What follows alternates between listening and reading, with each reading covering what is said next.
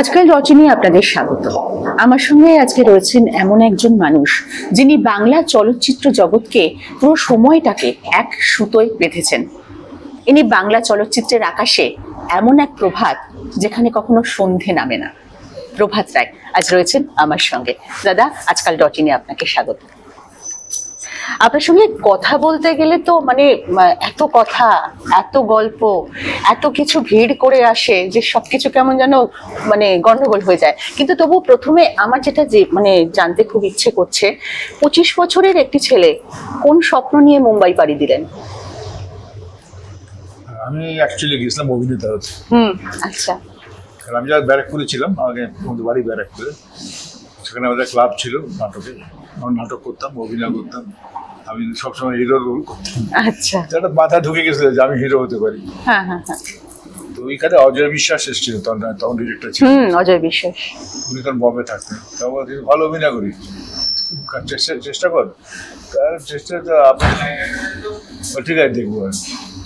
তারপরে আমাকে বম্বে থেকে উনি ফোন করেছেন, আমাকে ভালোবেসে আমি প্রসাদে লিখতাম মাঝে মাঝে। আচ্ছা। তো বললো যে তুই যদি অ্যাক্টিং আমি পারবো না দিতে, তুই টেকনিক্যাল কাজ শিখতে যাস। তো আমার কিন্তু মনে দেখি নেবো টেকনিক্যাল কাজটা। টেকনিক্যাল কাজ দেখতে প্রথম ফ্ল্যাপস্টিক মারা শুরু হলো, করতে করতে এই প্রথম যে ক্ল্যাপস্টিক মারা প্রথম দিনটার কথা আপনার স্মৃতিতে কতটা রয়েছে? ভীষণভাবে রয়েছে। এবং অযোধ্যার ওখানে বেশি দিন কাজ করিনি আমি। তারপরে প্রমোদ চক্রবর্তী কাজে জয়েন করেছিলাম। তারপর কি শক্তি সামন্ত? তারপর শক্তি। আচ্ছা।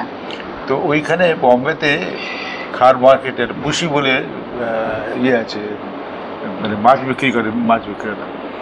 সেইখানে সব বাঙালি আসতো, কেন ওইখানে পুকুরের মাছ পাওয়া যেত, পোনা মাছ যেগুলো। আচ্ছা আচ্ছা। তো শক্তি সামন্ত আসতো, প্রমোদ চক্রবর্তী আসতো, অজয় বিশ্বাস যেত, অজয় বিশ্বাস আমি যেতাম। সেইখানে বসে বসে আলাপ হয়। অজয়দেই বলেন যে আপনাকে যদি কোনো ভালো কাজ থাকে দিতে পারে। তারপরে প্রমোদ চক্রবর্তী জয়েন করি, তারপর শক্তিদা। মুম্বাইকে এখনো আমরা সবসময় বলি মায়ানগরী। তো মায়ানগরীতে গিয়ে আপনি যখন প্রথম পৌঁছলেন, আপনি তো অজয় বিশ্বাসের হাত ধরে গিয়েছিলেন, কিন্তু শুনি যে কলকাতা থেকে যারাই গিয়েছেন, শিল্পী বলুন, পরিচালক, যারাই ওখানে কাজ করেছেন, একটা সাংঘাতিক প্রতিবন্ধকতা পেয়েছেন। আমরা যেমন উত্তম বাবুর ব্যাপারে জানি যে তাকে কাজ করতে দেওয়া হয়নি বা কিভাবে তাকে বাধা দেওয়া হয়েছে। আমরা শ্যামল মিত্রের কথাও শুনেছি, শ্যামল মিত্র এই একই রকম প্রতিবন্ধকতা করেছেন। আপনাকে কি কোনো সেরকম বাধা পায়ের সম্মুখীন? আমি তো অনেক নিচু থেকে শুরু করেছিলাম, সেখানে কোনো এরকম গন্ডগোল ছিল না। ওরা তো উপর থেকে গেছেন। তোমার তার জুনিয়র আর্টিস্ট তুমি জাননি, নায়ক হতে গেছেন। তো নায়কের তো অনেক কম্পিটিশন থাকে। শ্যামল ধর মিউজিক ডিরেক্টর হতে গেছে, আমি যেহেতু অ্যাসিস্ট্যান্ট ডিরেক্টরের কোনো অসুবিধা নেই। তা প্রথম থেকে শুরু করেছিল ক্ল্যাপস্টিক, অজয় বিশ্বাস ওখানে, তারপরে পঞ্চকুজ ওখানেও ক্ল্যাপস্টিক। তারপরে ওখানে যেমন বছরখানে কাজ করেছি, সেকেন্ড অ্যাসিস্ট্যান্ট হলাম। ওদের শক্তিদার ওখানে অমানুষ করবেন শুনলাম, উত্তম কুমারকে দিয়ে। একই কমপ্লেক্সে ওদের অফিস, শক্তি সামন্ত, প্রমোদ চক্রবর্তী। তো আমি গিয়ে স্টেট দেখা করলাম, খুব ইচ্ছে ছিল উত্তম সঙ্গে কাজ করি। তো উনি বলছে আমি এখন বলতে পারছি না, যদি বাংলা ভার্সনটা করি তাহলে তখন তোকে ডাকবো। কলকাতায় থাকতে কখনো মহানায়ক বা উত্তম কুমারের সঙ্গে কখনো আপনার দেখার সুযোগ হয়নি? আচ্ছা। সেটা দারুণ। এক তো ওনার সব ছবিগুলো তখন দেখেছি। ওনাকে নকল করে অভিনয় করার চেষ্টা করেছি, ওনার মতো করে হাঁটা চলা খবর যা হতো তখনকার দিনে। তো আমি সেই ভীষণ ইচ্ছে ছিল ওনার সঙ্গে কাজ করবো। তারপরে যখন শক্তিটা হঠাৎ আরও নেক্সট 10-12 জনকে ইন্টারভিউ করেছে, তার স্যাটিসফাইড হয়নি। তা আমাকে ডেকে এনে বলে স্ক্রিপ্টটা পড়ো তো। তো যেহেতু আমি নাটক করতাম, করেছি বাংলায়, তো স্ক্রিপ্টটা পড়লাম এবং খুব ভালো লাগলো ওটা। উনি আমাকে সেকেন্ড অ্যাসিস্ট্যান্ট হিসেবে দিলেন। আচ্ছা। একেবারে তারপরে কাজ করতে করতে চিফ অ্যাসিস্ট্যান্ট হয়ে গেলাম, প্রধান সহকারী। তো ওইখানে উত্তমদার সঙ্গে ইন্টারেস্টিং ব্যাপার হচ্ছে যে প্রথম দিন আমি যখন স্ক্রিপ্ট শোনাতে গেলাম, শক্তিদা পাঠালেন যে তুমি যে শুনিয়েছো। শক্তিদা আমার তো খুব ভালো বাংলা করতে পারেন না, তো তার ধীরে ধীরে মানুষ। তো উনি সানস্ট্যান্ড হোটেলে ছিলেন উত্তমদা, সুপ্রিয়াকে নিয়ে। সুপ্রিয়া দরজা হতো, আমি তো খুব নার্ভাস, তোমাকে প্রথম দেখছি। একদম একদম। তো গেলাম, হ্যাঁ কী ব্যাপার বলুন। আমি শক্তিদা পাঠিয়েছেন স্ক্রিপ্ট পড়ো। নার্ভাস ভীষণ। তোমাকে স্ক্রিপ্ট পড়ে শোনা মানে আমাদের শোচনীয় অবস্থা। যাই হোক, স্বপ্নের নায়ককে সামনে থেকে দেখলে যেমন অবস্থা হয় তোমার মতো অভিনেতা। হ্যাঁ। তো আমি বোধহয় একটা কি দুটো সিন পড়েছি, কোনো রকমের নার্ভাস হয়ে। তো বলে হচ্ছে না ভাই, একদম শেষ। তারপরে তো আমার চাকরি চলে যাবে, ভালো কেন দাদা আমি কিছু পড়তে পারছি না? না, তোমার পড়া ভালো আছে, আমার ডায়ালগ ভালো লাগছিল। আচ্ছা। এটা তো শক্তি কথাটা তুমি বই থেকেই নেওয়া হয়েছে, আর ডায়ালগ তো আমার নয়, মানে আমি জানি না।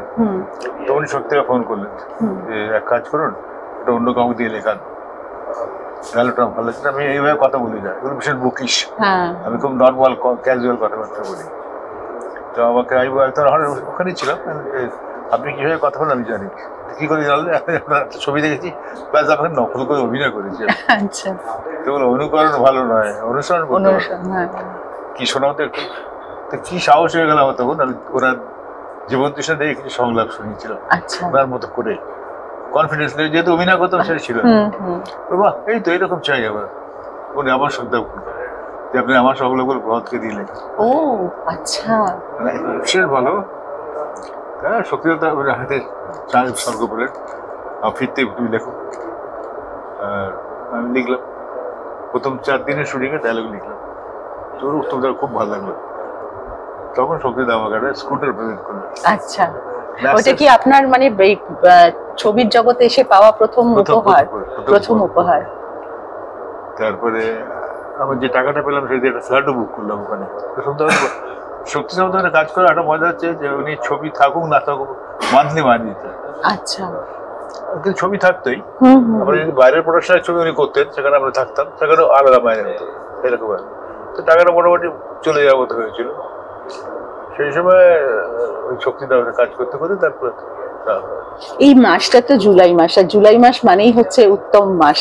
তো এই উত্তম কুমারের মানে সেই থেকে কি আপনার জীবনের শুরু, যে চিত্রনাট্য লেখায় উনি উৎসাহ দিয়েছিলেন, এইভাবে কি উত্তম কুমার জড়িয়ে? আমি তার আগে আমি নিজে যে নাটক করতাম আর সেখানে লিখতাম, লেখালেখি শখ ছিল, প্রসাদ পত্রিকা লিখতাম। তো উত্তম দা ওইটা বলার পরে আরো ইন্সপায়ার্ড হলো, কথা লিখতে শুরু করলাম। তারপরে আবার আমি 30টা ছবি করেছি, নিজেই লিখেছি, কোনো কাউকে দিলে। হ্যাঁ, সে তো উত্তম কুমার শর্মিলা ঠাকুর, এই কেমিস্ট্রিটা আপনি ঠিক কেমন দেখেছেন? খুব ভালো। একটা গান আছে যেটাতে ও মাঝিরে আপনা কিনারা, মানে নৌকার একটা, বা সেখানে শুটিং এর সময় কোনো একটা সমস্যা কি হয়েছিল এরকম কিছু, যেটা উত্তম কুমার শর্মিলা ঠাকুরের মধ্যে এরকম ভাবে কোনো কিছু হয়নি? তো এই শুটিং এর অভিজ্ঞতা, মানে অনস্ক্রিন কেমিস্ট্রিটা কেমন দেখেছিলেন? কারণ শর্মিলা ঠাকুর তার অনেক আগেই মুম্বাই চলে গিয়েছিলেন এবং ওখানে উনি যথেষ্ট প্রতিষ্ঠিত ছিলেন, উত্তম কুমার তখন নতুন গেছেন। কেমিস্ট্রিটা আপনি কেমন দেখেছিলেন? কেমিস্ট্রি শর্মিলা দেবী শ্রদ্ধা করে উত্তম কুমারকে, যথেষ্ট শ্রদ্ধা করে, করতো আর কি, এখনো করে। তো যাই হোক, তো ও আমার খুব শ্রদ্ধার সঙ্গে কাজ করতো ওর সঙ্গে। এবং এমন হচ্ছে যে ওর মেকআপ করে দেরি হচ্ছে, আমি গিয়ে বলছি উত্তম দাঁড়িয়ে সেটে সঙ্গে যাওয়া করে মেকআপ করে চলে এসেছি। আচ্ছা আচ্ছা, আপনার লিস্টে তো প্রচুর নাম, সে দাদামণি, অশোক কুমার থেকে শুরু করে সবাই রয়েছে এই সময়কার, যারা অভিনয়ের সঙ্গে এখনো যুক্ত আছেন তারাও রয়েছেন। তো দাদামণির সঙ্গে আপনার কোনো কাটানো মুহূর্ত বা সময়? শুনেছি উনি খুব মানে গম্ভীর থাকতেন সেটে, ওনাকে সবাই ভয় পেতেন। না না না, এটা ভুল, খুব মজা করতেন। আচ্ছা, হ্যাঁ, এরকম মজা করতেন, আর খুব সহজ কথাবার্তা বলতেন আমার সঙ্গে। তো খুব মানে আমি যেহেতু বাংলাটা পড়ে, মানে বাংলাটা বড় ইন্টারেস্টিং হচ্ছে। যখন উত্তম দা এলেন, ওখানে গেলেন, তারপরে আবার আনন্দ সময়, তো শক্তিদা বলে উত্তম দাকে স্ক্রিপ্টটা দিয়ে, তো আমি বাংলা স্ক্রিপ্ট নিয়ে গেছি। তো বলে কি বাংলা স্ক্রিপ্ট আমি চাই না, আমাকে হিন্দিটা দেয়। দাদামণির সঙ্গে কাজ করতে ভয় পাচ্ছি তোমার। আমি যে না না, আপনি ভয় পাবেন, নিয়ে হিন্দিটা নিয়ে। আবার আমি ফিরে গিয়ে স্টুডিও থেকে হিন্দিটা লাগিয়ে দিলাম। পরের দিন দাদামণির কাছে গেছি, অশোক কুমারের কাছে, আমি হিন্দি নিয়ে গেছি। বলেছে হিন্দি কি হবে, হিন্দি আমি করে নেবো ওখানে সেটার মধ্যে, বাংলাটা যে উত্তমের সঙ্গে লড়াই। ও আচ্ছা, সেটা দাদামণি বলছেন? আচ্ছা, তো এও বলছে ওর সঙ্গে লড়াই, ও বলছে ওর সঙ্গে লড়াই, আমাদের তৈরি হতে হবে। সত্যি ফ্লোরে লড়াইটা কেমন ছিল? লড়াইটা কেমন ছিল ফ্লোরে যখন দুজনে মুখোমুখি? খুব ভালো। যদি আসতো তখন বেশি দাদামণি অশোক কুমার সেটে ঢুকে বলতেন, উত্তম আমি কিন্তু কালকে আয়নার সামনে দাঁড়িয়ে পুরো সিনটা করেছি, বুঝেছো, একটু ভুলটাল হলে বলে দিও। দাদা কি বলছিলাম, আপনার ভুল হলো, এরকম আর কি, খুব ইজি দিয়েছিলেন। ওই সময় সুপারস্টার তকমাটা শুরু হয়ে গেছিল, ছবির জগতে, এবং সুপারস্টার বলতে তখন আরো অনেকেই ছিলেন, কিন্তু রাজেশ খান্না যে জায়গাটায় পৌঁছেছিলেন সুপারস্টার তকমা নিয়ে, সেটা পরে ছুতে অনেকটা সময় লেগেছিল। তারপরে যখন আবার পরবর্তীতে অমিতাভ বচ্চন আসেন, তো এই রাজেশ খান্না যাকে কাকা বলে ইন্ডাস্ট্রি চেনে, তাকে আপনি কেমন দেখেছেন? সে অহংকারী টাইপের ছিলেন, এবং সবচেয়ে বড় কথা টেকনিশিয়ানদের সাথে খুব একটা ভালো ব্যবহার করতেন। আচ্ছা। আমরা সেটে এলেই আমাদের যা নিয়ম, আমাদের বম্বেতে যা হতো তখন সবাই আর্টিস্টদের গুড মর্নিং বলতো, আমরা বলতাম ও জবাব দিত না। তো যখন জবাব দিত না, তখন আমরা ঠিক করলাম যে আমরা ওকে গুড মর্নিং বলবো না। আচ্ছা। তো 2-3 দিন এমন লক্ষ্য করেছিল, করে শক্তি কমপ্লেন করেছে আমাকে কেউ গুড মর্নিং বলে না কেন। শক্তি আমার জিজ্ঞেস করি তো গুড মর্নিং বলো না কেন ওকে, ওরা কেন উত্তর দেয় না, তাই নাকি? শক্তিদা তো স্ট্রেট ওকে বলে উত্তর দাও না, ওই জন্য তারপর থেকে উত্তর দিতে মানে এই ধরনের আর কি। আচ্ছা, রাজেশ খান্না কি একটু অশোক কুমারকে একটু ভয় পেতেন? সময় ভয় পেতেন। হ্যাঁ, ভয় পেতেন না? আমি এরকম শুনেছি ভয় পেতেন। সেটে প্রচন্ড দেরি করে আসতেন। প্রথম দিন শুটিং এ প্রথম 11টার শিফট ছিল, এলো প্রায় 1:30টার সময়। আচ্ছা। দাদা মানে বসছে চুপচাপ, কিছু কিছু শট নেওয়া হলো ওনার প্রতাপ, তাহলে দাদা মানে শক্তিকে বলে সত্যি এগুলো কি এরকম তো বুঝতে কারো অভ্যেস নেই আমার। তারপরে ঢুকেছে রাজেশ খানে, প্রণাম করে থাকতেন। তারপরে বলে আচ্ছা কাকা তোমাকে শক্তি টাকা দেয় না? আচ্ছা। তখন হ্যাঁ দেয়, ভাই তো কালকে অ্যাডভান্স দিয়েছে, বলে আমাকেও দেয়, আমি টাইম দিয়ে আসি। তুমি টাইম দিয়ে আসো না কেন? সকলের সামনে উত্তর দিয়েছিলেন রাজেশ খান্না? চুপ করে গান মানে মাথার চুপে দাঁড়িয়ে, তারপর থেকে টাইম দিয়ে আসে, মানে এই ধরনের।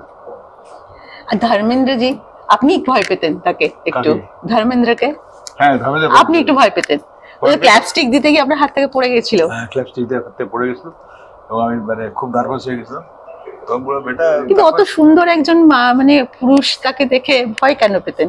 না মানে ধর্মেন্দ্রের ইমেজটা আছে না ধর্মেন্দ্র। আচ্ছা আচ্ছা। তারপরেও মানে যে ধরনের চরিত্র করে দেখে মনে হয়েছিল বাপরে বিরাট ব্যাপার, পড়ে গেছিল হাত থেকে। তখন বলেছি বেটা ডরতা क्यों है, मैं भी तो तुम्हारे साथ आदमी हूँ, इंसान हूँ, ভয় পেও না, ঠিক করে দাও প্লাস্টিক, তুমি আদি ডিরেক্টর হবে। তো খুব ভালো লেগেছিল গল্প শুনে। আপনার কি মনে হয় ধর্মেন্দ্রকে আপনি কোন ইমেজে সব থেকে পছন্দ করেন? তার অ্যাকশন ইমেজে নাকি তার রোমান্টিক ইমেজে? অ্যাকশন ইমেজে। এরপরে তো আরো অনেকের সঙ্গেই আপনার কাজ হয়েছে, অনেককেই আপনি দেখেছেন। তো আমাদের কিশোর কুমারের কথা আমি না শুনে মানে থামতে পারছি না। তাকে নিয়েও নিশ্চয়ই আপনার স্মৃতিতে অনেক কিছু আছে। একটা দোলনা ছিল কিশোর কুমারের জন্য। দোলনা ছিল, সেখানে আমি সকালে যখনই যেতাম শক্তির কাছ থেকে গানের কথাগুলো নিয়ে বা ডেট নিতে, তাদের দোলনায় বসে, তার জন্য বলেছিলাম দোলনা যেন কেউ না বসে পড়ে। ওনাকে এলে ওরা ওখানে কাজ করলাম ওর বাড়িতে। ওরা ইন্টারেস্টিং হচ্ছে যে সবাই পাগল বলে, কিন্তু আমার ইচ্ছুকের বদমাইশি হতো। আচ্ছা। মজাদার লোক ছিল আর কি। আমার মনে আছে আমি যখন প্রতিদান একটা গান ছিল রায়ের মুখে, নাসিরুদ্দিনের মুখে, ডাকাত আসতে হ্যাঁ বোধহয় এই গানটাই গাইতে এসছেন। এসে বললো কথা কি গৌরী বলো তো, বলে ডাকাত আসতে সবাই ভয় পাচ্ছে, বলে ডাকাত কেন এলো? গানের না না না ওটা ডাকাত কেন আসবে, এবার এরকম বলবে না এই গান আমি গাইবো না, বাচ্চারা ভয় পায় এরকম গান গাইবো না। মাঝ ঝগড়া সমস্ত হয়ে গেছে, রেডি সুর টুর সব হয়ে গেছে। মুসলিম পড়ে যাবে, নতুন করে গান লিখে আবার এটা কেন আবার আপত্তি করে, তো গল্প শোনাচ্ছে তাই তো বলবে মানে খানিক করে 1 ঘন্টা আর কি। সেই গানটা দারুণ গান, সে এক রাজার ঘরে রাত দুপুরে ডাকাত এলো তেরে। এই নাসিরজির যে কথাই যদি ধরি দাদা, এই ক্যারেক্টারটার জন্য আপনি নাসিরজিকে কেন ভেবেছিলেন? মানে ওনার একটা অন্যরকম তখন ছবি দেখেছে সবাই, তার সেখান থেকে একদম অন্যরকম একটা ইমেজে। আচ্ছা, লালকুটি করেছিল এখানে, তাই না ওখানেই করবো, বাংলা মোটামুটি খারাপ বলে না। ড্যানির কাছে গেলাম আমি আর প্রডিউসার চণ্ডীমাতা ফিল্মস। তো ড্যানি একটা সব শুনে খুব ভালো বলে ও একটা এমন টাকা চাইলো যেটা মানে প্রণবদার পক্ষে মানে পসিবল ছিল না, প্রডিউসারের পক্ষে। তো কম করতে বলবো না, আমি কম করতে পারবো না, আমার গল্প খুব ভালো লেগেছে, আমার টাকা দিয়ে মন দিয়ে কাজ করবো, কিন্তু টাকাটা তো বেরিয়ে এসে তখন আমাকে প্রণবদা বলছে কি করবো বল, তখন আমরা একটা ছবি করি শক্তি সামন্তের খোয়াব বলে, মিঠুন রাজা দিয়েছিল। তো নাসির সাহেব খুব ভাব হয়ে গেছিল আমার। তাহলে একবার নাসির থেকে দেখবেন, দেখা যাক। গেলাম, ও তো শুনেই লাফিয়ে উঠলো, বলে আমি করবো না, আমার বেশি ভালো লেগেছে। কিন্তু বাংলাতে আমি ভালো যাই না, আমি এমনভাবে ডায়লগ লিখবো যে নন বেঙ্গলি হয়, হিন্দি বাংলা মিশিয়ে তা চলে যাবে, আমি তোমাকে ক্যাসেট করে দেবো। পুরো ডায়লগের ক্যাসেট খুঁজছে, সবসময় শুনতো ওটা কানে লাগিয়ে। আচ্ছা, তখন আমার ওই জন্য নাসিরকে নেওয়া হলো। এত স্মৃতি, এত কথা শুনতে এত ভালো লাগছে। সেখানে আপনার স্মৃতিতে এই যে মুম্বাইয়ে যে কাজটা, কারা বারবার ফিরে আসে দাদা? সবাই হয়তো আসে, তাদের মধ্যে কারা বেশি বারবার ফিরে আসে? কারা বেশি বারবার ফিরে আসে যাদের আপনি খুব মিস করেন? প্রথমত তো শক্তি সামন্তকে মিস করি, কিন্তু এখন নেইও। শক্তি সামন্তকে আপনি আপনার আইডল মানবেন? হ্যাঁ। তারপরে ওনার আমার সবচেয়ে ভালো লেগেছিল, প্রণব চক্রবর্তী বলেছিলেন যে ছবি হবে গ্র্যান্ডার টেকনিক্যাল মতো। অজয় বিশ্বাসের ঘরানাটা কেমন ছিল? গল্প গল্প গল্প বলা, সেইটা শক্তির মধ্যে বেশি পেলাম। প্রথমে বলতে হবে গল্পটা ভালো হওয়া দরকার। গল্প যদি মানুষের ভালো লাগে, টেকনিক্যাল যদি খারাপও হয় খুব একটা, লোকে ইয়ে করবে না। খাবারটা দেবে, খাবারটা ভালো হওয়া দরকার। কলা পাতায় দাও আর শাল পাতায় দাও আর প্লেটে দাও। আমার কথাটা স্ট্রাইক করেছিল। আমি তো গল্পটাকে আমি প্রথম থেকেই খুব মানে প্রাধান্য দিই আর কি। তারপর আপনি কলকাতায় ফিরলেন? হ্যাঁ, কলকাতায় ফিরলাম অন্য কারণে। আমি তিনটে হিন্দি ছবি করেছিলাম। পদ্মিনীকে নিয়ে, মিঠুনকে নিয়ে, হ্যাঁ। তারপরে রতি অগ্নিহোত্রী, হ্যাঁ হ্যাঁ। তারপরে করলাম আহমেদ সিদ্দার খানের পদ্মিনীকে নিয়ে। তারপরে করলাম কি ওটার নাম, একটা ছবি করলাম। তো তিনটি ছবি করার পর, দুটো করার পরে আমি প্রতিদান করেছিল। হ্যাঁ, প্রতিদান এখানে খুব ভালো ছিল, ভীষণ ভালো। এবং প্রতিদান যে পার্টি হয়েছিল সেখানে আমি 4-5খানা ছবি সাইড করলাম। তো আমার মানে সাকসেস পার্টি।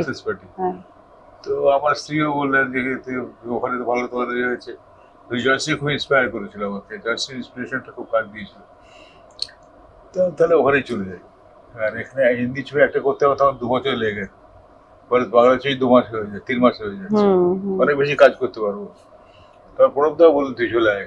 তার বিষয়ে প্রতীক করলাম, এখানেই চলে এলাম। বৌদির কথায় আসি, আপনার কাজের পিছনে শুনেছি তার অবদান প্রচুর। একটু যদি শুনি, মানে আমি শুনেছি যে বিভিন্ন যারা চরিত্র নির্বাচন বা অনেকেই আছেন যাদের পছন্দ, মানে বৌদির পছন্দের তালিকায় তারা আপনার ছবিতে এসেছেন। এক্স্যাক্টলি। প্রথমত গল্প ও ভীষণ ভালো বুঝতো। আচ্ছা, মানে আপনি কি লেখার পরে আগে বৌদিকে শোনাতেন? আচ্ছা, মানে এইরকম পার্টনার পাওয়াটাও তো সত্যি খুব ভাগ্যের ব্যাপার। তারপরে বাংলা খুব ভালো নলেজ ছিল, বাংলার। আচ্ছা, ওয়ার্ড আর বানান টানান, এবং গল্প শুনে বলতে খুব ভালো। তা আমি ইন্সপায়ার্ড হতাম।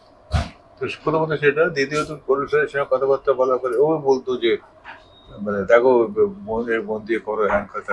আমি ফ্লপও গাই ছবি প্রণমিতবার, খুব নার্ভাস হয়ে গেছে, মানে খেতে ফেলেছে বলতে পারে।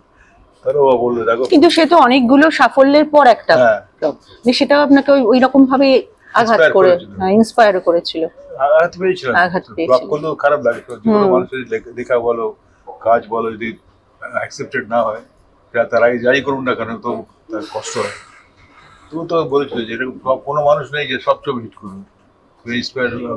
খুব ইন্সপায়ার করেছিল যে আমি বলছি করো, আবার বন্ধুর কাজ করো, ঠিক আছে, আবার করেছি।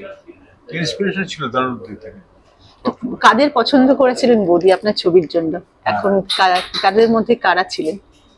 প্রথমত আমি যেমন শ্বেতপাথরের থালার সময়, হ্যাঁ, শ্বেতপাথরের থালার সময় আমি জানি না এটা সত্যি কিনা, মানে যে চরিত্রটা ঋতুপর্ণা সেনগুপ্ত করেছিলেন, আগে কি অন্য কাউকে ভাবা ছিল ওই চরিত্রের জন্য? হ্যাঁ, অন্য অনেকেই ভাবা ছিল। আচ্ছা। তারপরে আমি পরস্পরে বললাম আমাকে একটা নতুন মেয়েটা ইন্ট্রোডিউস করুন। আমি দেখলাম অনেকদিন মানে বাইরে রূপা কমলি করেছিলাম, সেটা আবার সমিতিটা রেকমেন্ড করেছিল। তো তখন আমি আমার স্ত্রীকেও বললাম, জয়শ্রীকে, যে একটা মেয়ে তোমার চোখে কোথাও পড়ে। তো বলে আমি বিজ্ঞাপনে দেখেছি একটা মেয়ের ছবি, তুমি দেখতে পারো। আচ্ছা, ঋতুপর্ণাকে ডাকা হয় বাড়িটা। আমার বউ তো খুব ইন্সপায়ার হয়ে গেল, ঋতুপর্ণা দেখলে খুব ভালো দেখে না মনে। তো আমি দেখলাম ও যখন বলছে মেয়েদের চোখ দিয়ে মেয়ে ভালো বোঝা যায়, তো নিয়েছিলাম। তারপরে অনেকে টোটা, এমপিজিআরএস এর ওদের মালিকের ছেলে।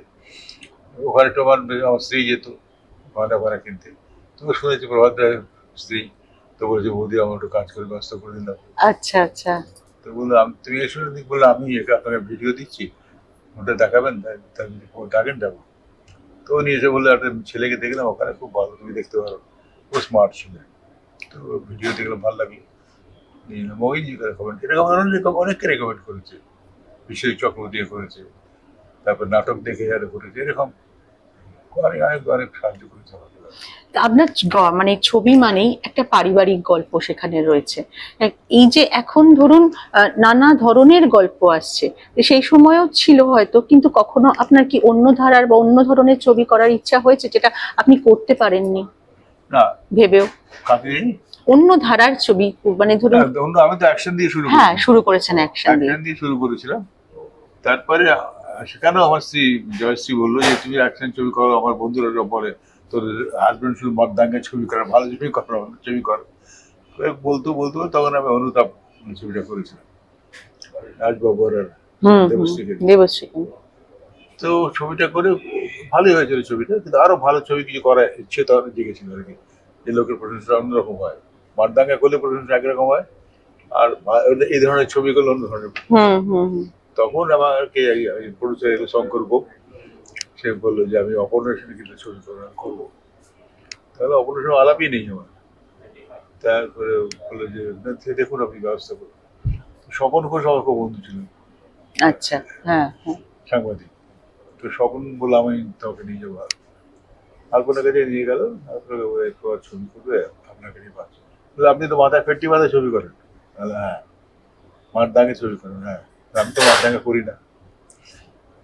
মারদাঙ্গা ছবি যারা করে, সত্যি যারা করে, তারা কিন্তু ভালো ছবিও করতে পারে, টেকনিক্যাল কাজ তো অনেক ভালো জানে।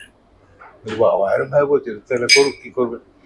তাহলে আমি তো আরো কারো ভাই লাঠির স্ক্রিপ্টটা ছিল, আমি লাঠি শোনালাম, তাই ভিক্টর করেছি, ওটা অপর্ণা করবে, মেয়ে করে করছি না, এতগুলো ছেড়ে দেবো, মা আপনি তো ভালো লাগছিল। অন্য গল্প দেখুন, অন্য গল্প আমার তখন ইমিডিয়েটলি কিছু মাথায় আসছে না। বলে আমি বলছি একটা গল্প, আপনি দেখতে পারেন। ওই কিন্তু প্রথম বলেছিল শ্বেতপাথরের থালা, বলে আমি শ্বেতপাথরের থালা পড়েছি, বাড়ি বসু ওটা পড়ে দেখুন। পড়ে আমার খুব ভালো লাগে, তা আমি ওকে ফোন করলাম, তখন থাকতো দিওয়ালিপুরে। তা আমি বললাম যে আমার ভালো লেগেছে, স্ক্রিপ্ট করবো? হ্যাঁ করবো আপনার কাজ, কিন্তু কতদিন লাগবে? 3-4 মাস? আর না, 15-20 দিন। 15-20 দিন স্ক্রিপ্ট হয়ে যাবে? দেখুন না, আমার স্ক্রিপ্ট করে অভ্যেস আছে। সত্যি আমি 20 দিনের মধ্যে করে ফেলেছিলাম স্ক্রিপ্ট। শোনাতে গেলাম, বললেন যে আগে খাওয়া দাওয়া করে যাক, আগে স্ক্রিপ্টটা শুনি, যদি ভালো লাগে তখন খাবো। আমি যখন ওইখানটা শোনাচ্ছি যে ওই স্বামীর সাদা ঢাকা সাদা কাপড়টা টানলো, গায়ে জড়িয়ে গেল, বিধবা হয়ে গেল, দুপুরে শুনবো, তাক আমি বলতে হবে না, আমি বুঝতে পারছি দারুণ করবো আমি করলাম। এবং একটাই সব খুব ভালো লেগেছিল, আমি প্রথম দিনই বলেছিলাম যে তুমি সেটে আমার কিছু বলবে না, যেটা এবার কাটা করছো, লোকে ভাবে তা তুমি ডাইরেকশন দিচ্ছ, আর আমিও তোমার কিছু বলবো না, লোকে ভাবে তবে। তো যা কিছু বলার কি বলেনি কখনো, তাহলে ওই মেকআপ রুমে বলতো, আমিও মেকআপ রুমে বলতাম। প্লাস এত সিনসিয়ার, এত মানে মন দিয়ে কাজ করে, খুব কম আর্টিস্টকে দেখেছে, টাইমলি আসতো, তারপরে জামা কাপড় এভরিথিং সব কিছু হয়ে করতাম, সেভাবে করতাম। তো আমার ভালো লেগেছিল কাজ করে সব। এই যে মুম্বাই ছেড়ে চলে এলেন, তারপরে আপনি টালিগঞ্জে এসে সফল হলেন, তারপরে আর কখনো মুম্বাই যাওয়ার কথা ভাবেননি? না ভাবিনি, মানে আমি দেখলাম যে এখানে আমি অনেক বেশি কাজ পাচ্ছি, অনেক বেশি কাজ করছি, লোকে ভালো বলছে, এখানকার লোকেরা ভালোবাসছে, আমার ছবি পছন্দ করছে, এটাই বড় কথা। জিন্দেগানি হামিদের খানকে এগুলো তেমন ভালো, খুব একটা ভালো চলেনি। জিন্দেগানি তাও চলেছিল, রাখি ছিল, আর বইটা হামিদার খানকে তো ছিল আমাদের লাল লালকুটিটা কি ছিল, তার হিন্দি ভাষাটা, সেটা মোটামুটি চলেছিল। তারপরে বাংলা আমার পরপর হিট করছে, তো একদিন বাংলাতে যাই। এই এতগুলো মানে সফলতার পেছনে পরপর দেখলে যেন মনে হয় যে প্রভাত রায়ের জীবনে পুরো সফলতাই রয়েছে, কোনো স্ট্রাগল নেই। আদৌ তো তা নয়। হ্যাঁ, স্ট্রাগল তো অনেক করতে হয়েছে। সেটা কি কেমন? যখন প্রথম গেছিলাম বম্বেতে, তখন আমি তো মানে অ্যাসিস্ট্যান্ট ডিরেক্টর তখন খুব একটা মানে ফোর্থ অ্যাসিস্ট্যান্ট, যা সামান্য টাকা পেতাম, কিন্তু সেই সময় আমি বিয়েও করে ফেললাম তোমার জয়শ্রীকে নানান ব্যাপারে। তো বিয়ের পরে আপনাদের প্রেম মানে সম্পর্কটা কি কলকাতা থেকেই? হ্যাঁ কলকাতা, আচ্ছা বাবা আচ্ছা। বোনের বন্ধু ছিল। কিভাবে দেখা হয়েছিল বৌদির সঙ্গে? ওর সঙ্গে ইন্টারেস্টিং, তখন ওখানে একটা জায়গা আছে বাইরে করে গোলাঘাট বলে, হ্যাঁ হ্যাঁ। অনেকে বেড়াতে যেতাম, আমি যেতাম বা বন্ধুদের নিয়ে, তো ওখানে ও সাইকেলে করে আসতো। আচ্ছা। তো সাইকেলের চেন খুলে গেছিল, তো আমাকে বলে শোনো চেনটা পরে দেবেন। সাইকেল চাপো, চেন লাগাতে পারো না, চাপো কেন? ও আচ্ছা, প্রথমে এত কড়া জবাব দিয়েছিলেন? আমি তখন বললাম যে চাপো কেন? তো বললো আপনি তো খান, খাওয়া দাওয়া করেন। বলে হ্যাঁ। তো আপনার রান্না কি আপনি নিজে করেন? যেহেতু আপনার মা বাবা কেউ করে দেন। ও আচ্ছা, মানে জবাবটাও সেরকম ছিল। তো আমি বাহ ভালো তো, দেখ চেনটা পরে দিয়েছিলাম। তারপরে দুদিন পরে দেখলাম আমার বোনের সঙ্গে বাড়িতে এসছে, একই স্কুলে পড়তো ওরা, আচ্ছা। তখন তার ক্লাস 10-এ পড়ে। তো আমরা খুবই আপনার বোন এখান থেকে মানে আমার শুনতে শুনতে যেটা মনে হচ্ছে যে আমি এটা গল্পের স্ক্রিপ্ট শুনছি, আপনার ছবির স্ক্রিপ্ট শুনছি। তো মানে আপনার এই যে এই গল্পটা আপনার ছবিতে কোথাও আপনি আনেননি? এটা তো একটা দারুণ দেখা হওয়া, দারুণ ভাবে একটা ইয়ে হওয়া, এবং তারপরে সে বোনের বন্ধু, মনে হচ্ছে পরপর যেন সাজানো স্ক্রিপ্টেড। গল্প কখনো করেননি না, অদ্ভুত সুন্দর। তারপরে কি হলো? তারপরে আপনারা কি এখান থেকেই বিয়ে করে মুম্বাই চলে গেলেন? না, তখন যাই বিয়ে করিনি, তারপরে চলে গেল একা।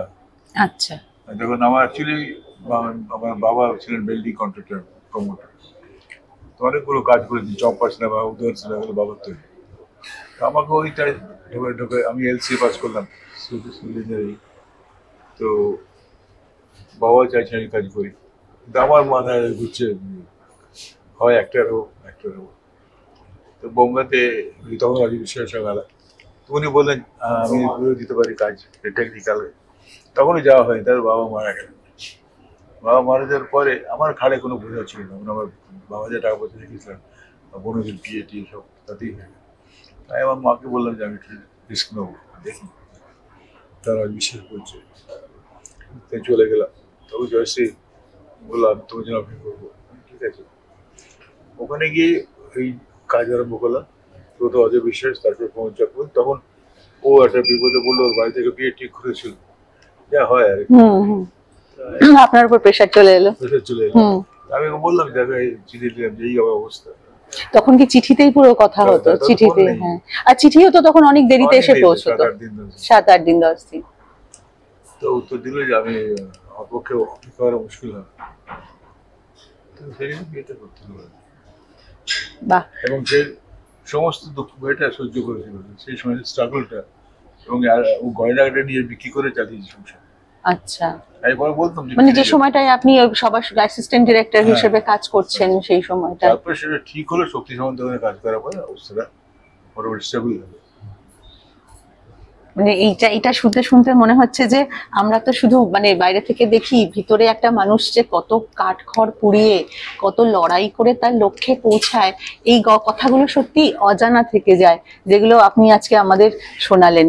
মানে আর একটা জিনিস আমার খুব জানতে ইচ্ছে করছে দাদা, ধরুন অভিনেতা অভিনেত্রীদের সঙ্গে তো আপনার দেখা হয়েছে, কিন্তু ওই সময় একজন প্রবাদ প্রতীপ মানে কম্পোজার ছিলেন, সঙ্গীত শিল্পী ছিলেন, মানে যিনি আমাদের গর্ব, বাঙালির গর্ব, সবার গর্ব, আর ডি বর্মন। তার সঙ্গে আপনার সম্পর্কটা কেমন ছিল? আর ডি বর্মনের সঙ্গে তো সত্যি ছবি করতে হতো, একদম ওই জন্যই বলছি যে নিশ্চয়ই সঙ্গে যেতে হবে রেকর্ডিং এ, আমার খুব ইন্টারেস্ট ছিল গান কিভাবে রেকর্ডিং। আচ্ছা আচ্ছা। অ্যাকচুয়ালি একজন ডিরেক্টর হতে গেলে আমার মনে হয় সব ব্যাপারে তার নলেজ থাকা দরকার, গান রেকর্ডিং হোক, গান হোক, ক্যামেরা হোক, যে কোনো চিত্রনাট্য, স্ক্রিপ্ট, সবকিছু। তো আমার খুব ইন্টারেস্ট ছিল, আমি যেতাম। সেইখানে পঞ্চমদা আমাকে দেখলি বলতো এই যে অসুর এসে গেছে। অসুর? অসুর কেন? বলতাম যে অসুর কেন, আমি কি তোর চুল দেখে মনে হতো অসুর। ও আচ্ছা। আরো বড় বড় চুল, বড় বড় চুল ছিল। তো সেই মজা হতো। তারপরে আমি যখন প্রথম ছবি মানে হিন্দি, উনি নাকি খুব ঝাল খেতে ভালোবাসতেন। ঝাল।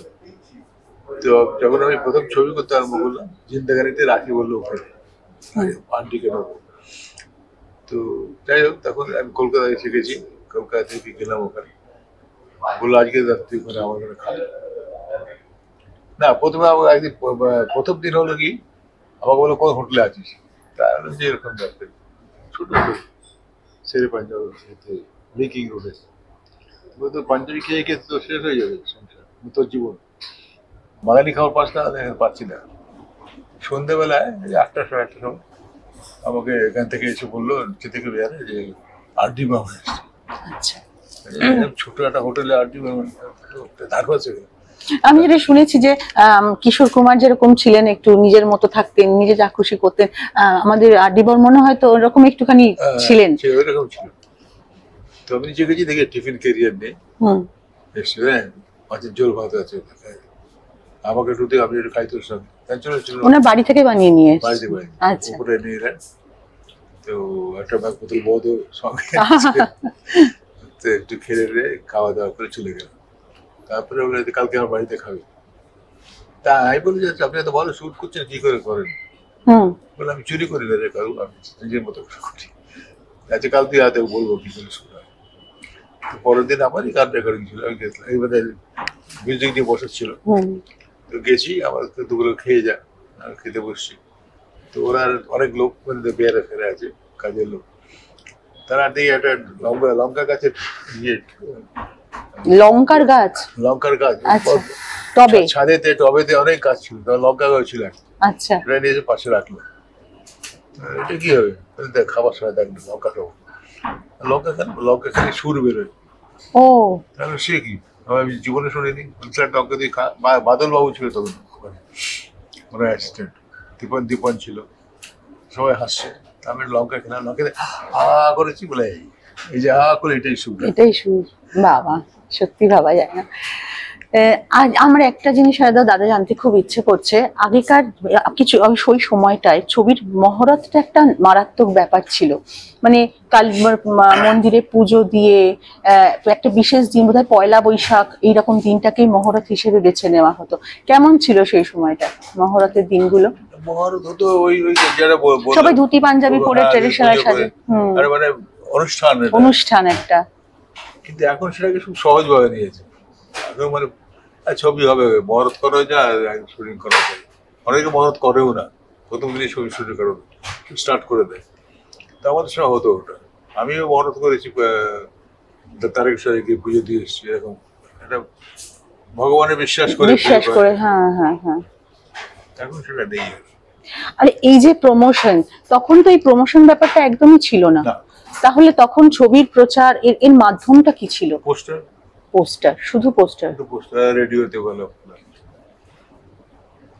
তারপর ছবি ট্রেলার, হ্যাঁ হলে দেখানো হতো। মানে একটা ছবি কামিং আপ ট্রেলার হলে দেখানো হতো। এই যে ধরুন এতদিন আপনি পরিচালনায় ছিলেন না, ক্ল্যাপস্টিকটাকে কতটা মিস করতেন? ভীষণ মিস করছি, মিস তো করছি। করার ইচ্ছে হয় আবার ছবি, একটু শরীরটা অসুস্থ হলো। কেন সরে গেলেন হঠাৎ করে? ওই দুটো ছবি পর না চলাতে আমি খুব মানে ডিমোরালাইজ হয়ে গেছিলাম যে আমার হয়তো ছবি নিচ্ছে না, দর্শক এখন ভালো লাগছে না, কি যে গ্যাপ দিই। ওই গ্যাপ দিতে গিয়ে তারপরে শরীরটাও খারাপ হলো। তো তখন থেকে পায়ের প্রবলেম, তো তারপরে আর কাজ করা হয়। আপনি যাদের সঙ্গে কাজ করেছেন, মানে যারা আপনার সঙ্গে কাজ করেছেন রাদার, তারা এখনো কাজ করছেন। সম্প্রতি ভিক্টর ব্যানার্জি আবার ছবি করলেন, বুম্বাদা প্রসেনজিৎ, বুম্বাদা আর ঋতুদিত আবার অযোগ্য, তাদের 50তম জুটির ছবি করলেন।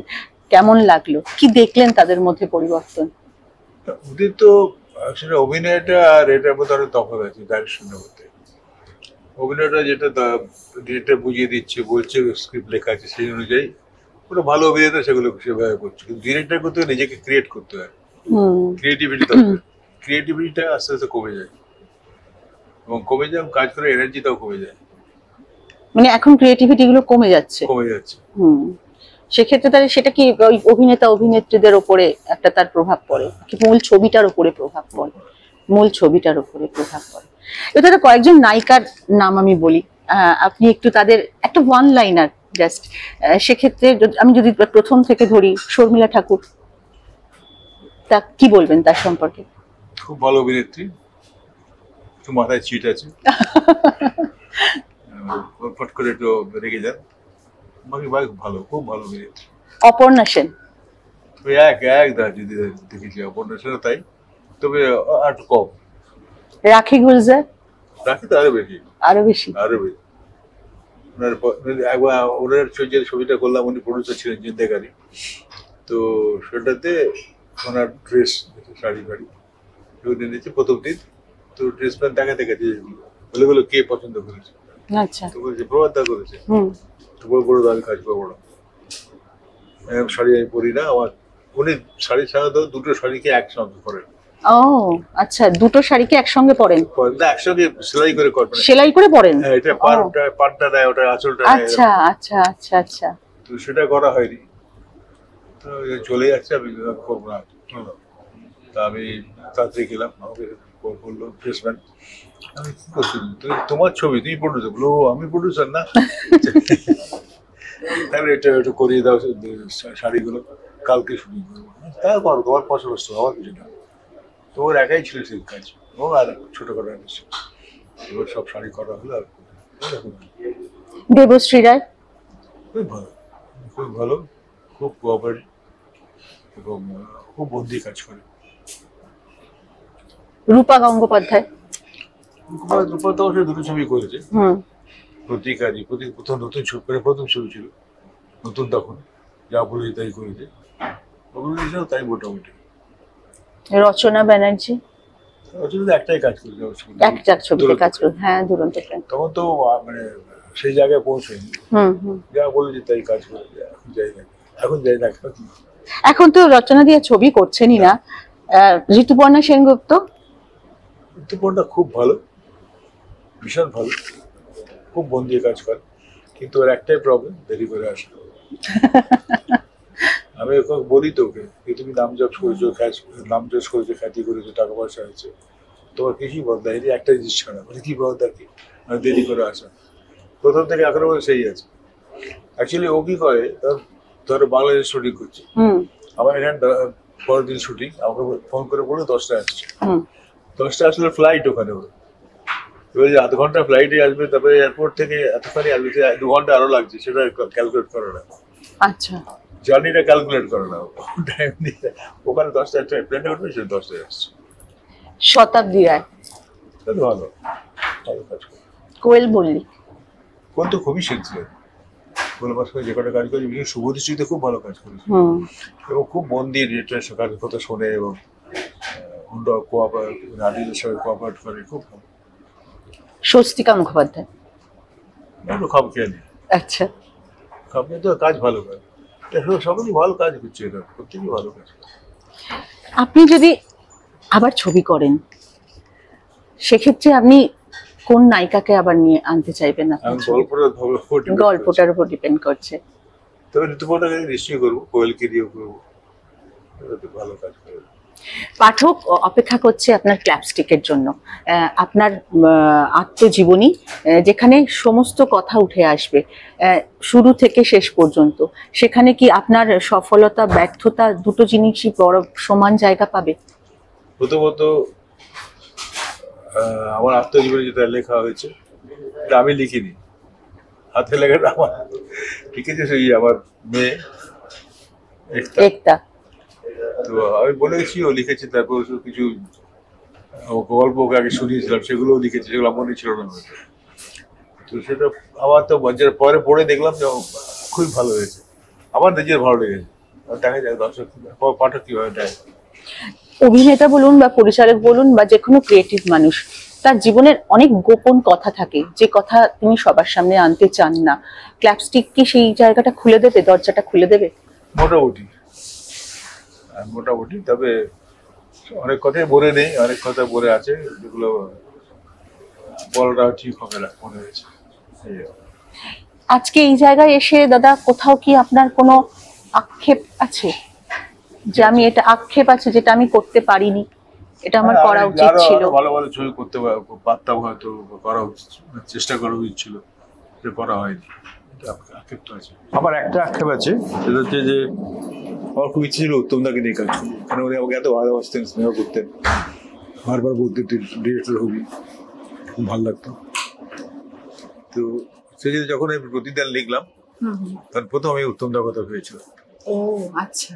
তো উত্তম তখন বম্বে থাকতো, পালি হিলে একটা ফ্ল্যাটে, আমি গেলাম, উনি শুনলেন, বললেন হ্যাঁ শুনবো, শোনা পুরো শুনলেন, খুব ভালো script, খুব ভালো। তো যে চরিত্র দিয়ে আমাকে ভাবছি ওরা আমাকে বানাবে না, বয়স কম দরকার, আচ্ছা, তো অন্য কিছু ভাব যেটা আমি করবো। তো ন্যাচারালটা হলো না, ওটা রাশিউদ্দিন করলো। তারপরে আমি দেখি লাঠি যখন করবো ভাবছি, তখন তোমরা চলে গেলে, তাহলে আবার খুব ছিল লাঠি তো তোমরাকে নিয়ে করি। একটা প্রশ্ন করতে খুব মানে ইচ্ছে করছে, লোভ হচ্ছে, কিন্তু আপনি যদি সাহস দেন তাহলে আমি প্রশ্নটা না করি। বলো। সেটা হচ্ছে যে কোনো ক্রেডিট মানুষের জীবনেই খুব অন্যরকম হয়। তাদের জীবনে আপনি প্রচুর অভিনেত্রীর সঙ্গে কাজ করেছেন, তো সেক্ষেত্রে পরিচালক হিসেবে আপনি কি কখনো আপনার মন কখনো কারোর প্রতি দুর্বল হয়েছে? দুর্বল বলতে যেটা বলছি সেভাবে হয়নি, আচ্ছা, কিন্তু তার কাজের প্রতি হয়েছে। ভালো কাজ করলে আমার খুব ভালো লাগে। অনেকে বলে তুই ভালো কাজ করছো, আরো কাজ করবো তোমাকে নিয়ে, সেরকম দুর্বলতা হয়েছে, কিন্তু অন্য কোনো দুর্বলতা অন্য কোনো দুর্বলতা হয়নি। বৌদি চলে যাওয়ার পর আপনার জীবনে একটা শূন্যতা সৃষ্টি হয়েছিল, কিন্তু এখন আপনার মেয়ে আপনার কাছে রয়েছে। সেই শূন্য জায়গাটা হয়তো সে তো হয় না, একজনের শূন্যস্থান আরেকজন পূরণ করতে পারে না, কিন্তু কোথাও একটা ভরাট হয়েছে আপনার জীবনটা একটু আসার পর। একটা আমার নিজের সন্তান বলে আমার স্ত্রীরও আক্ষেপ ছিল, আমারও ছিল, দুঃখ হতো, খুব খারাপ লাগতো। তো ও চলে যাওয়ার পরে, আমার স্ত্রী চলে যাওয়ার পরে একটা আমার জীবনে এলো, এবং আমার বাবা বলে ডাকলো, এবং আমি ওকে মেয়ে ডাকলাম, এবং সেই শূন্যতাটা পূর্ণ হলো। ও সত্যি ও যা করছে আমার যেন ধারণা করে যায় না, মানে নিজের মেয়ে হলেও হয়তো করতো না। ডাক্তার যাওয়া, ডাক্তার কাছে নিয়ে যাওয়া, ওষুধ আনা, খাওয়া দাওয়া, ঠিক এমনকি সব সময় যোগাযোগ করাটাও করছে, আমি করতে পারছি। এই ক্ল্যাপস্টিক লেখার অনুপ্রেরণাও তো ওরে প্রেরণা, ওরে দিয়ে আমি লিখেছি, এবং আমি বলে গেছি, সেগুলো গুছিয়ে লিখেছে, আমাকে মনে করে দিয়েছে, এরকম তুমি আমাকে এই গল্পটা শুনিয়েছিলে, এটা লিখবো না, লেখো। অনেক সময় মনে করি। মানে আপনি কখনো ভাবেননি আত্মজীবনী লিখবেন? না, কখনো ভাবেননি। এটাই আপনাকে ইনসিস্ট করেছে। 4th আগস্ট ক্ল্যাপস্টিক আপনাদের সেদিনকেই এর বইটি বেরোবে, আপনারা হাতেও হয়তো পেয়ে যাবেন। এক অন্য প্রভাতের দরজা খুলে যাবে আপনাদের সামনে। অবশ্যই আপনারা সঙ্গে রাখবেন। এক অন্যরকম গল্প, সত্যি গল্প, গল্পের মোড়কে সত্যি না, সত্যির মোড়কে গল্প নয়, একটা সত্যি আত্মজীবনী, একজন মানুষের তার জীবনের চলার পথের প্রত্যেকটা পদক্ষেপের কথা আপনারা জানতে পারবেন। দাদা, আজকাল .in এর পক্ষ থেকে আপনাকে অনেক ধন্যবাদ। Thank you so much.